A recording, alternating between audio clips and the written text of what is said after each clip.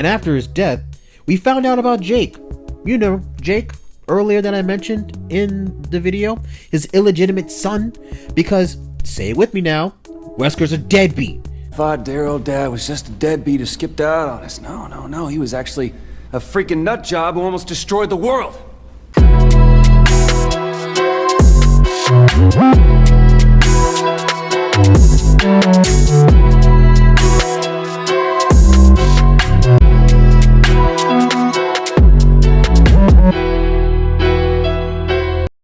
Throughout the entire gaming series known as Resident Evil, our heroes have always been running and fighting against hordes of zombified people, monsters, mutants, and other insane abominations that science could possibly come up with.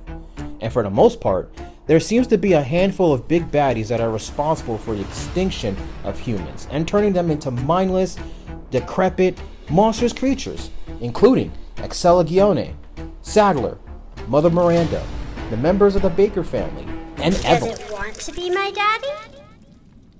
Then he can die. What? But there is one villain in the entire series that is responsible for the spread of the viruses more than them, and is also responsible for most, if not all, of these villains even becoming such a threat in the first place. The one and only Albert Wesker.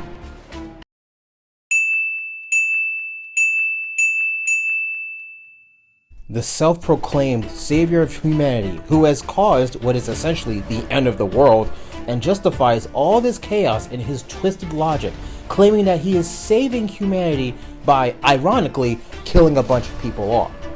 A perfectionist who's played chess with everyone's lives for personal gain and to essentially become a god of a world rid of quote-unquote weak humans.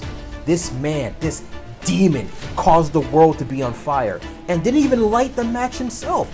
He's such a strategic, conniving, cunning, highly intelligent adversary that he didn't even need the cause to fire. He just gave the fire to somebody else and watched them run loose with it.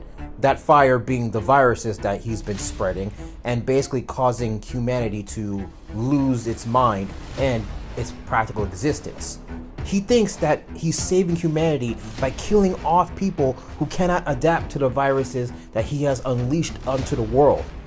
So much so that he's practically responsible for all of the major villains that we've seen throughout the entire gaming series. And that is why Albert Wesker is deserving of being dubbed one of the greatest villains in gaming. So, I present to you Albert Wesker.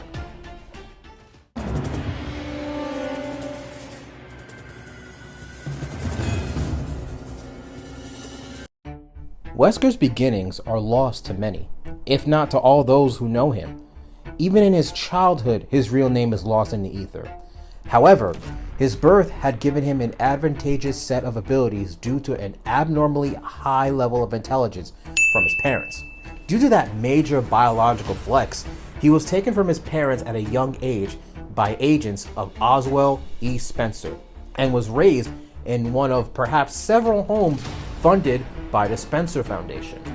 These homes served as a central hub for the beginning of a eugenics project which sought to raise a group of like-minded, gifted intellectuals who could, in the future, be infected with a stabilized variant of the Progenitor Virus and entrusted with its superhuman effects. That sounds scarily familiar to past events of real-life human history. Comment down below if you figured out what this might be. Also, give this video a like and subscribe to the channel real quick. It'd be really helpful and I greatly appreciate it. Moving on. So basically, Wesker was destined for greatness, but without his consent, was taken from his home, and considering he was a child, he obviously couldn't say no. But now that raises a few questions. Who the hell are his parents? And what happened to them? And why did they give their child up? Did they give their child up so that easily? Or was the child taken by force? God only knows what happened to them and what happened to him before he ended up in Spencer's old, wrinkly, dirty-ass hands. And then you have a corporation led by this crusty old fuck conducting secret experiments on Albert and other children, essentially being injected with the virus and crossing finger and toes that it doesn't kill them. It's basically how, like, Vought produced Compound V and had it injected into children and prayed for the best. And if you had enough of a subject sample, you're bound to get some good results, even if the casualties are like mad high. Again, corporate greed having a complete disregard of human life. I don't know who's worse, the Umbrella Corporation, Vought, or the Shinra Electric Power Company. I should do a video on corporate capitalism in video games, man. And what's worse is that all the children were even named Wesker, which was the name of the project leader. So that completely removes any identity that these children may have had before being experimented on. These children were raised to share Spencer's values, harboring particular disdain for war and pestilence, believing humans to be an evolutionary dead end in need of order, deliverance, and rebirth. Albert Wesker was the valedictorian of this inhumane project, as he stood out before the other Weskers for his absolute ambition in these socio-political aspects. Given the finest education money could buy, he made his way into university at a young age and graduated with a doctorate in virology at the age of 17. This dude is dangerously intelligent. But honestly, any teenager that is able to enter college before reaching adulthood is a danger.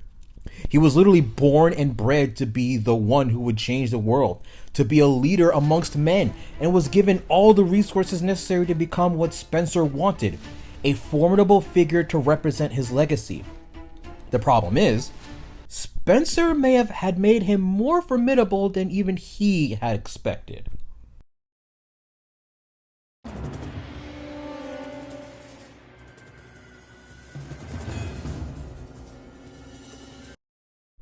During his post-collegiate years, Wesker was headhunted by the Spencer Foundation as he showed great promise.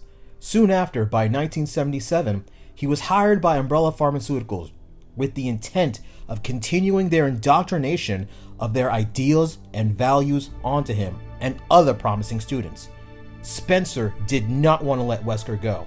Spencer wanted Wesker close by so he could continue manipulating him and utilizing his genius intellect and his capabilities. Wait a minute. Oh my god, I just realized something. This old, dirty, decrepit ass geriatric fuck was grooming him. He wanted his ideals, his beliefs, and his thought processes to literally be emulated in Wesker and all the other children he had abducted, because I am convinced that these kids that he had been experimenting on were not brought here peacefully. Pedophile ass old mother. Ew. Spencer was a groomer. Oh no. Oh no. And this was even more apparent when the director of Umbrella Pharmaceuticals, Dr. James Marcus, found that Wesker and another student, Dr. William Birkin, interesting name, were the only two people of their class that Marcus saw potential. He basically said, "You two are amazing, the rest of y'all are trash." And the even crazier thing is that these motherfuckers are only 16 and 17 respectively. Usually, you would need to do about like 12 years of education after high school to be a doctor, so you'd probably be in like your late 20s or early 30s by the time you actually become a doctor, or at least you do your residency. But nah, you got these two mofos being doctors before they even finished high school. That's not legal, right? I'm pretty sure that's not legal. I'm not a doctor, but pretty sure that's not legal. And what's even more worse than that is that due to the various scandals that came from Umbrella Pharmaceuticals, because of course this place had scandals, the training lab that Wesker and Birkin worked in closed down, and because Spencer and Marcus didn't want to lose their post-pubescent prodigies, they were immediately offered jobs in the Arclay laboratory as senior researchers. These dudes are not even 20 and they already have senior researcher jobs, probably getting paid 6 figures. And all that because the last scandal that happened was the theft of the director's completed T-Virus strain, the abomination that started this whole series, this whole mess of a game.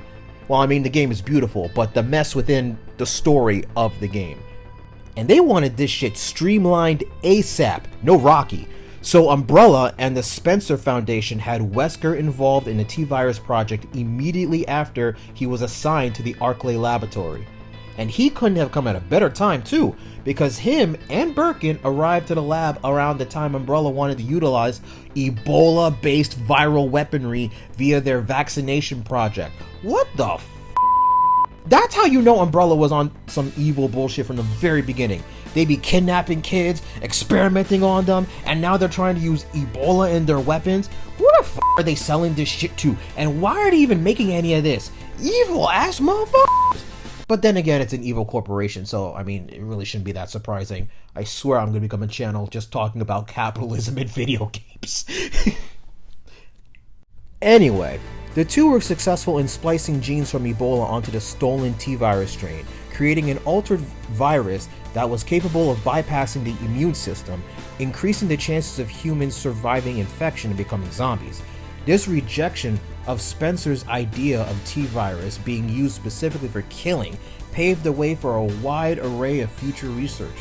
So instead of just possibly genociding the entire human race, which was Spencer's bum-ass idea and is a lot worse than what we've experienced, Wesker and Birkin worked on an alternative strain to have people survive the virus. I mean, if they do. And if not, they just turn into zombies, which is still really bad. Both are bad. So, the lesser of two evils, I suppose. Throughout the T-Virus project's progression, Wesker's role in his research went from 0 to 100 real quick. Around the year 1988, he was ordered to assassinate Dr. Marcus to acquire a decade's worth of research, as Marcus was hoarding that research for himself. He acquired the Tyrant project, which was later utilized as a new strain of the T-Virus that would be acquired and cloned, making many of them, and he collaborated with their Umbrella counterpart in Europe to acquire an intelligent BOW parasite dubbed Nemesis Alpha. And if the words Tyrant and Nemesis are familiar to you, they should be, because both those projects resulted in our infamous friends Mr. X and Nemesis from RE2 and 3 respectively. However, since the parasite was used on a mutant human test subject, Lisa Trevor, her immune system destroyed the alpha sample, thus creating the Golgotha virus. Wesker left Umbrella due to not understanding Spencer's desire to utilize what Wesker views as a weak adaptation of the virus. Over the course of the 1990s, Wesker was able to gain new employment with other groups by officially being an ex-Umbrella employee. From around 1991, he served with the US Army, having been scouted for his usefulness in their own illegal bioweapons project. The military was presumably unaware of his work as a mole, and around this time, he also entered into a sexual relationship with a Serbian woman immigrant from Edonia, whose last name was Muller, but lost interest soon after, unaware that she was pregnant with his child. And that child's name was Jake fucking Muller. Yeah, that dude from RE6 who wasn't looking for his daddy until he was told who his daddy was and didn't give a damn about his mama. Yeah, Wesker piped down one time, got bored and dipped out. So, not only is he evil, he's also a deadbeat. Following his army career, Wesker was reassigned by Umbrella in 1996 to serve in STARS, a private-funded police special forces unit in Raccoon City. The Special Tactics and Rescue Service was effectively Umbrella's private army, nominally raised to deal with the increasing threat of domestic terrorism in the American heartland, and earning them a direct source within the Raccoon Police Department, should an investigation linger uncomfortably close to the company. So it's kind of like sleeping with the enemy, having somebody work under you and just pulling their strings so that way they don't investigate you, but also investigate everything else. So with that, let's actually put Wesker's resume together real quick. He was a privileged little bastard since birth, who rose to the top of Umbrella's ranks, became a doctor at the age of 17, stole important research, murked a dude, created Ebola-based weaponry, created various strains of the T-Virus, thus creating problems for our numerous protagonists, left his baby mama with a child because he's a deadbeat father, and began monitoring both the police and Umbrella under the guise of being in STARS. And he's still connected to Umbrella, but also working to gain from other black markets. So Wesker wasn't loyal to nobody except himself, and there was no way that he was going to be anything other than the menace that we've come to know him as. And we know this because once he joined STARS, this was where this bastard's true intentions came to light.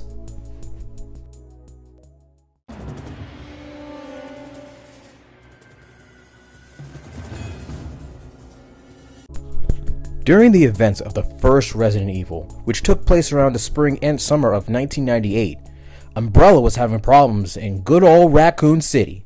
A newly released strain infected various staff members at the Arclight Labs, causing a quarantine which incited mass chaos and assigning guards to take out all escapees. Wesker and his sidekick Birkin came to the lab shortly after to retrieve the T-002 Tyrant cloned embryos, one of Umbrella's most important assets, which isn't surprising that their greatest priority is a bunch of cloned abominations and not the actual human beings that are still alive. What makes this even worse, but also not surprising, was Wesker's orders to forbid phone calls in order to limit the spread of information. So those people trapped in the labs? Yeah, they're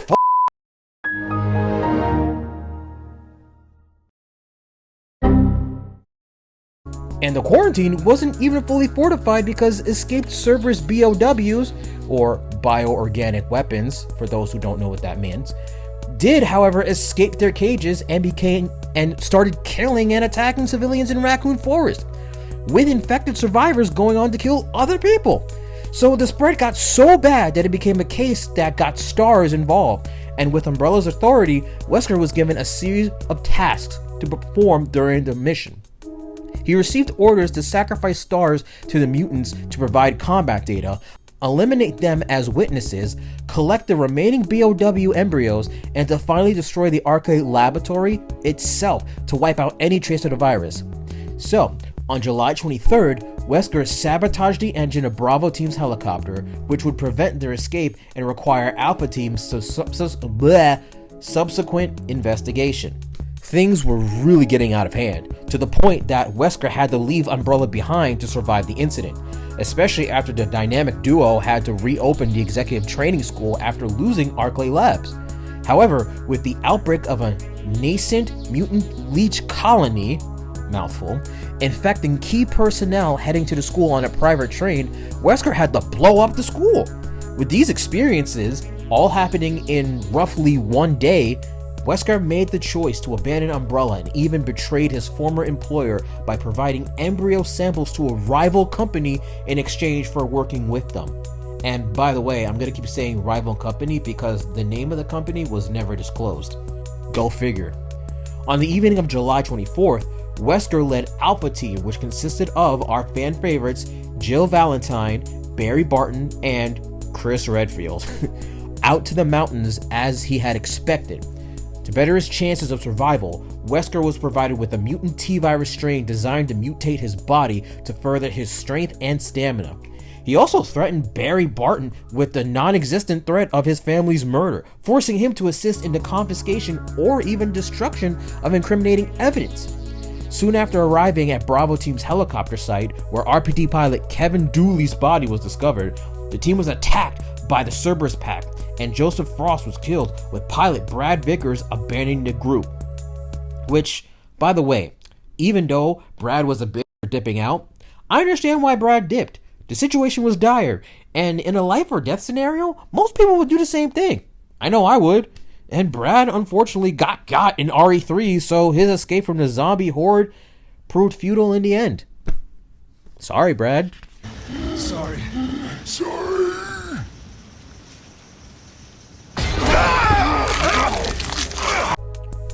So while Brad dipped with the helicopter, the others were forced to flee to the nearby Spencer mansion to seek shelter.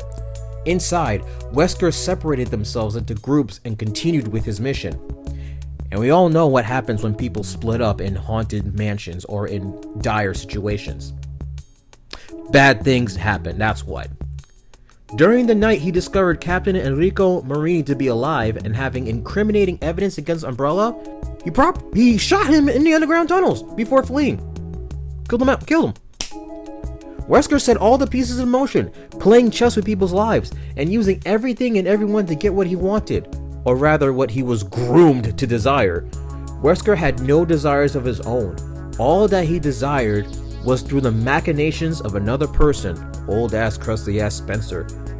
But those desires, nonetheless, have proven beneficial for Wesker as he began to wake up the successful tyrant mutant to kill the remaining STARS survivors, while infecting himself with the mutant virus strain before attempting his escape. Which is something I want to address here. Wesker has continuously been injecting himself with various strains of viruses. Yes, they have made him stronger, but they are also ridding him of his humanity, which he most likely views as a weakness. Perhaps, due to his influenced desire of removing any trace of weaknesses, he could become something greater and in turn make all those who adapt to his biology worthy to survive. That screams narcissist. And his desire to survive was met, as those viruses had been successful in mutating within him, thus keeping him alive after he got stabbed by the tyrant that he had unleashed after being cornered by the surviving STARS members. The virus in his body, or viruses, gave him powerful regenerative abilities, and he woke up in an empty room. As he woke up, the self-destruct system was activated prematurely. His access to tech was restricted, and the Red Queen AI was unable to recover the embryos or any important data to hand over to Umbrella's rival company. He narrowly escaped the destruction of the mansion after a fight with Lisa Trevor, but his improved speed ensured his survival. Believed dead by both Umbrella and STARS, Wesker was able to gain employment within the rival company despite his failure to provide the samples. So, Wesker began playing with his fake death and began operating in the shadows. He continued building power while having others move the pieces for him. But one thing was certain for him now. If he wanted to continue his plans, he had to continue using people, gathering resources from all avenues that were accessible to him. He betrayed his employer, his allies, and anyone who actually trusted him. Wesker was determined more than ever to achieve his goals. But what exactly were his goals? What was he trying to achieve? Did he truly seek a world that was rid of conflict and strife? Or was he simply a narcissistic opportunist that had a survivor's guilt complex?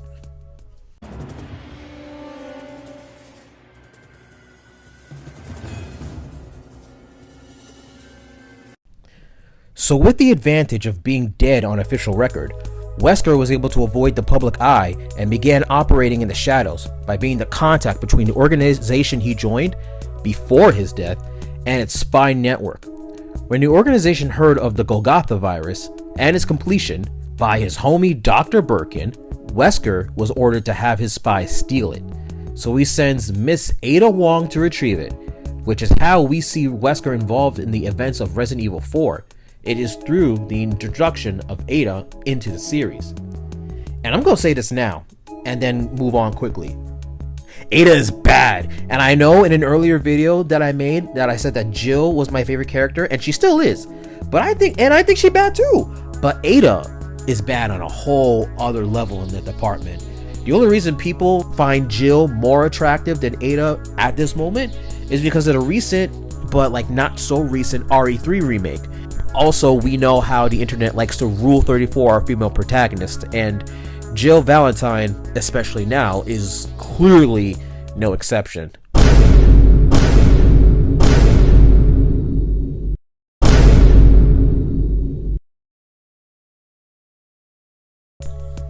Anyway, Ada was able to complete her mission in retrieving the Golgotha sample, and Wesker directed her to an Umbrella helicopter ferrying both Colonel Vladimir and an executive out of the city, so that way she could get out of that city during its bombing at the end of RE4. Following the acquisition of Golgotha, Wesker began gathering more resources at the expense of Umbrella by having his spies raid various Umbrella bases to recover data and bioweapon samples. Basically, Wesker wanted everything he could get his hands on, the greedy motherfucker.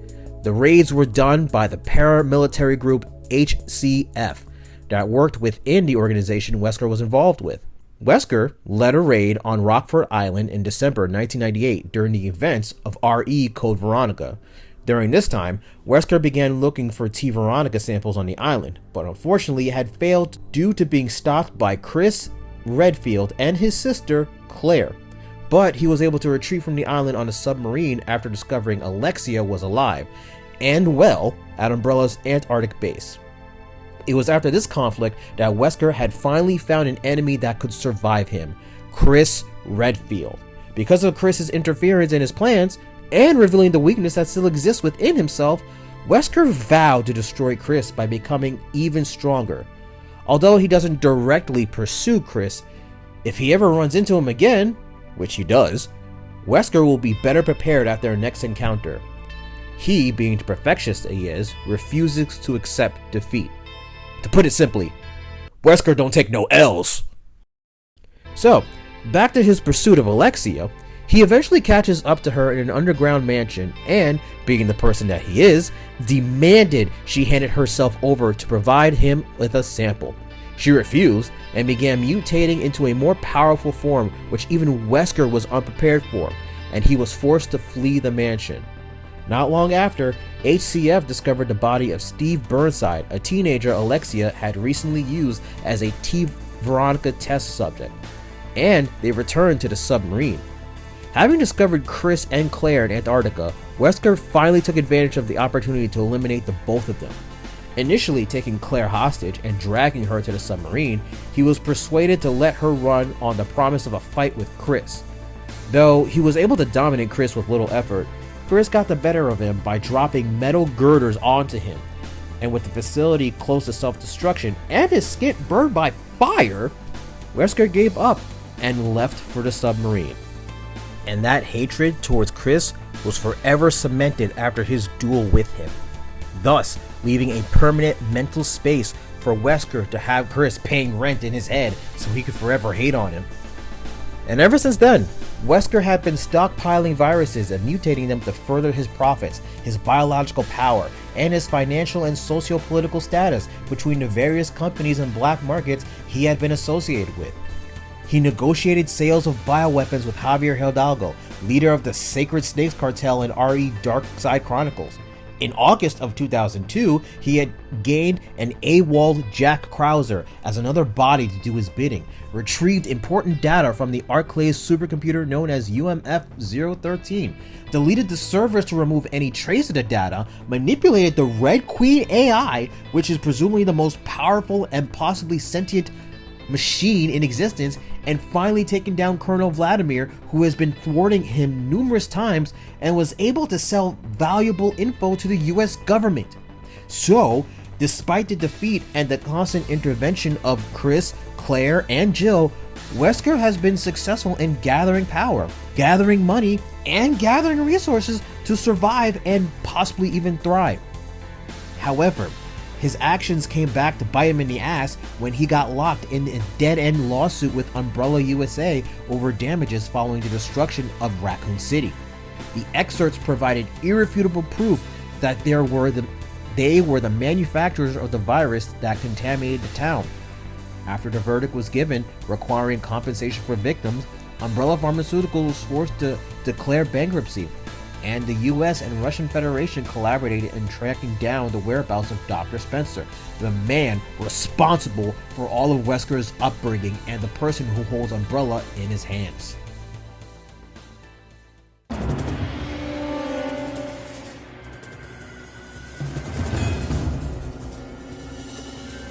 So with the legal heat on his ass, Wesker had to make big moves by creating a partnership with Tricell via one of their executives, Excella Gione. And I'm just going to say this now. One, I might be mispronouncing her last name, and two, I hate this. Anyway, she's shared Wesker's views on people and their partnership benefited from each other, and Tricell itself with an increase in viral developmental data of the T-virus, thus promoting Gione to CEO of Tricell's Africa division. I think this is where the racism in this game came from. Putting her in charge of the Africa division. You tell me what's wrong with that picture. Anyway, it was there that she had become the de facto chief of bioweapons development.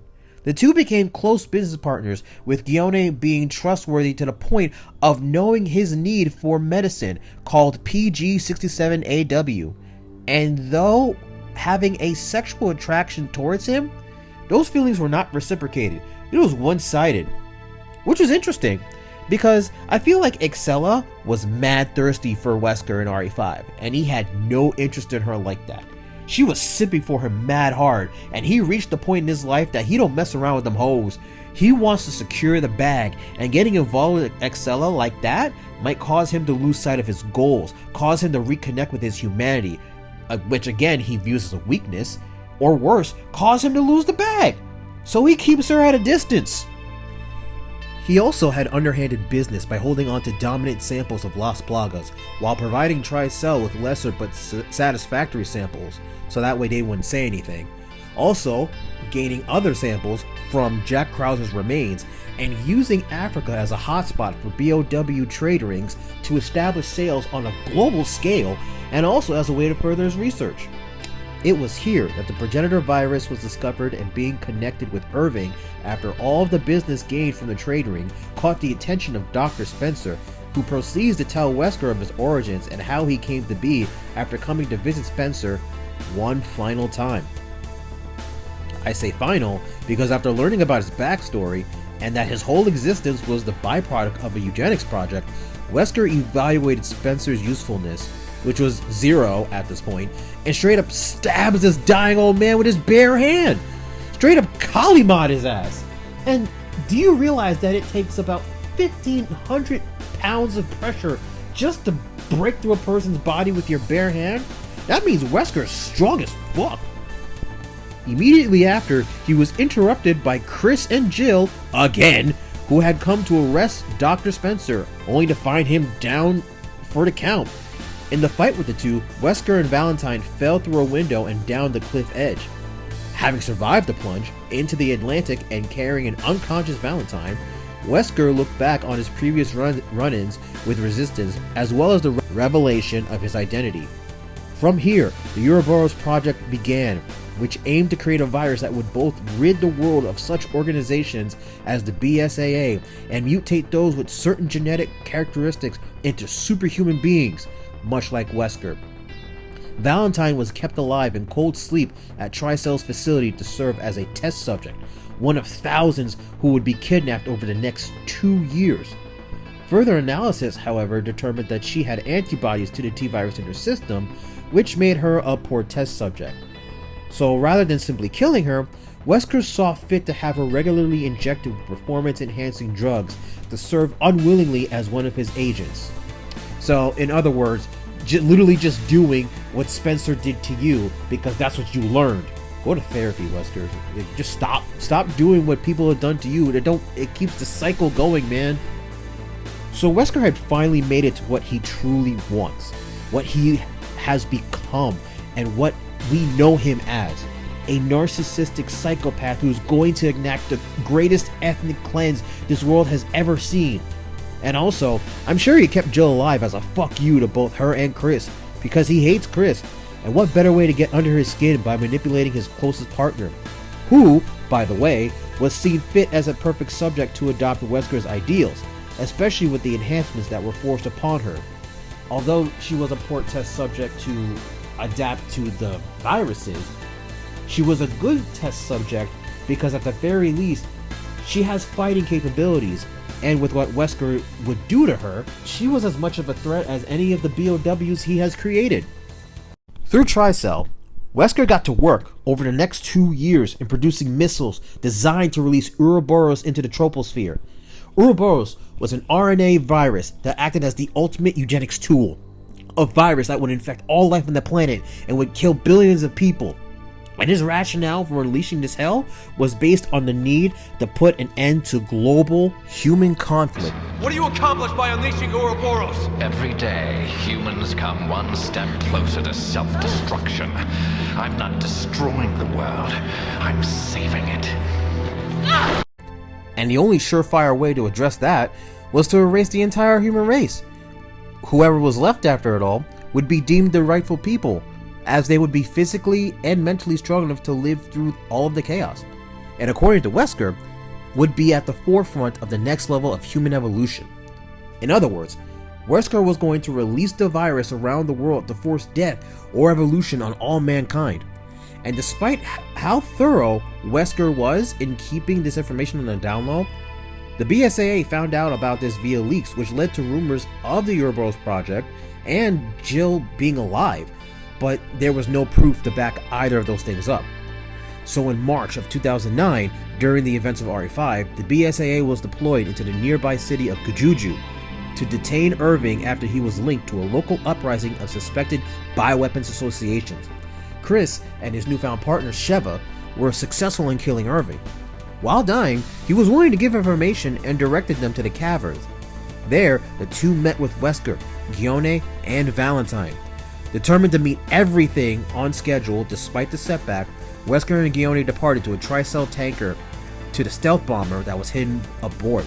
It was there that the two BSAA agents had also boarded it. Wesker infected Gione herself with Ouroboros as a distraction, mutating her and creating a towering monster which caused catastrophic damage to the entire tanker. Wesker could not let Chris or anyone else get in the way of his plans, and seeing as Gione was always by his side, he had no problems throwing her in the middle of their conflict to buy him some time to complete his goal. However, Chris and Sheva are able to take her down and catch up to Wesker. Having learned of his need for medicine, he was confronted during launch preparation for the stealth bomber and given an overdose of the PG-67AW. Weakened, but still dangerous, Wesker was able to take off from the tanker and fought the two BSAA agents on board the bomber. When the rear hatch opened up, he was pulled out, and though he made an attempt to take Sheva with him, a gunshot wound sent him falling to the ground. As the stealth bomber was falling to the ground with him, he survived the fall towards a volcano.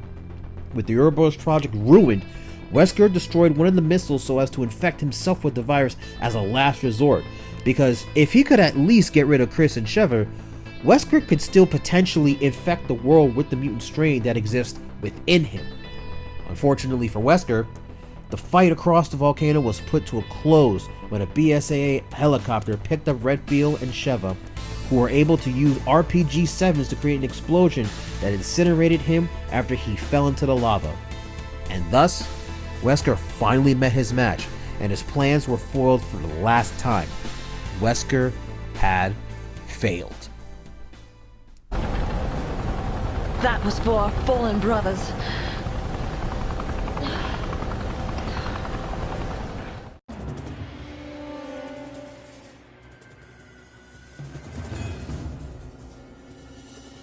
As one door closes, another one opens. News of Wesker's death spread through the BOW underworld to several individuals and organizations, including Ada Wong and Alex Wesker, his presumed sister. His death left Wong without a strong purpose, as Wesker had a strong influence and presence about her. As for Alice Wesker, she began to escalate her research after the loss of Albert, since losing him felt as if she had lost a sibling and an equal. She essentially took up the research of the Ouroboros virus from where her male counterpart left off, creating her own projects and studied Ouroboros samples acquired in Africa, either donated by Albert himself or recovered after his death. Wesker's research findings and a lot of experimental products and data were confiscated from his personal effects after his death and inspected in-house by the Rehabilitated Umbrella Corporation private military company. Yeah, so it was at this point that basically Umbrella became the good guys, and yeah, that's weird. Among them was the study of anti-BOW countermeasure weapons and tactics against a variety of viral weapons with total neutralization in mind.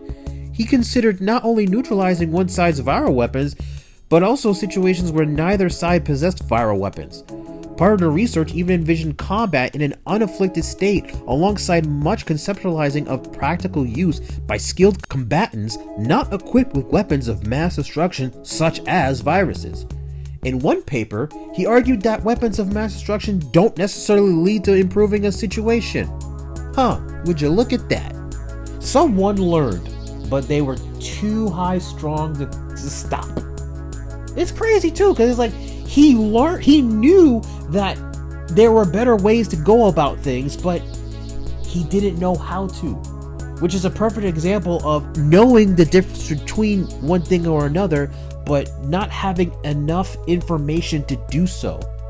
And it's strange too, but maybe also not strange, because this was the man that wanted to wipe out all life on the planet. So you wouldn't think he'd be using any countermeasures against BOWs. But I guess when you're that intelligent, somewhere along the line you decide to create countermeasures, just in case something does backfire.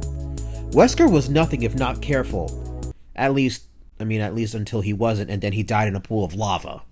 And after his death, we found out about Jake. You know, Jake, earlier that I mentioned in the video, his illegitimate son, because, say it with me now, Wesker's a deadbeat. Thought dear old dad was just a deadbeat who skipped out on us. No, he was actually a freaking nut job who almost destroyed the world.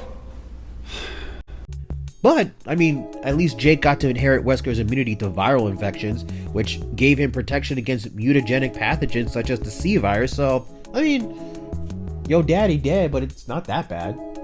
You'll live. Fast forward to 2017, the Umbrella Corporation Anti-Bioweapon Development Bureau, one hell of a mouthful, based in the US, developed the Anti-BOW Arms Albert System Weapon Series, another mouthful, using Wesker's research results. The smallest unit in this series was a Samurai Edge Albert W Model 1 handgun, deemed to be humanity's penultimate anti-biohazard armament and based on Wesker's custom Samurai Edge. Another was the Thor's Hammer Albert W Model 2, a 12-gauge automatic shotgun. Umbrella conducted development based on mass production to be supplied for testing to anti-biohazard units such as the BSAA. His anti-BOW research results were extremely effective in redeeming most of the old Umbrella's dark legacy and mesmerized the researchers. So, again, Umbrella, they're the good guys now. However, I don't think Jill would take that well. I'm sure the name itself is connected to a lot of trauma for her, and if she ever runs into Chris and find out that he's with Umbrella now, he and Jill might have some issues in their relationship. Whatever that is. Anyway, before his death, his HCF group had a role in creating a progenitor-enhanced mold, collaborating with the Connections in the 2000s. The mold would be later grafted to an artificially born bioweapon, E-001, also known as Eveline, which creates the connection between Wesker and the events of RE7, and thus the events of RE8. Which means Wesker's research played a heavy hand in how the events of RE7 and 8 came to be, thus making Wesker the ultimate villain in the series. His actions and the consequences of said actions resulted in the existence of the Tyrants and Mr. X from RE1 and RE2 respectively, Nemesis from RE3, the people infected with the Las Plagas from RE4, as well as Sadler, and that little midget dude whose name I don't remember, the people infected in Konjuju from RE5, the global catastrophe in RE6, Eveline's birth in RE7, and finally, Mother Miranda and the heads of the family from RE8. So if you think about it, if it wasn't for Wesker, we would have never had the glory that is Lady Alcina Dimitrescu. And, Wesker's a bastard. But, and I'm gonna say it, thank you, Wesker, for allowing us to see the beauty and the grace and the awesome might and beauty, and just thank you. Thank you for Lady Dimitrescu. Thank you for hot vampire lady. And I hope you rot in hell, you fascist, narcissistic, egotistical, arrogant piece of shit. So that's pretty much it. Wesker was a major player in the Resident Evil series, and the series itself wouldn't be what it is without this prolific villain. And all this is proof that Wesker is one of the greatest villains in gaming. Maybe we should have like some kind of legion of gaming villains, or maybe like a round table or something. Like a place where we could put villains in to demonstrate the infamy that their reputation carries. If you'd like to suggest any villains, please mention them in the comments, and we'll see if they are worthy of being placed in this council of said villains. Beyond that, I hope you enjoyed this video. Thank you for watching. Please like and subscribe to the channel, as there will be more villains discussed in the near future. And Take it easy, stay blessed and prosperous.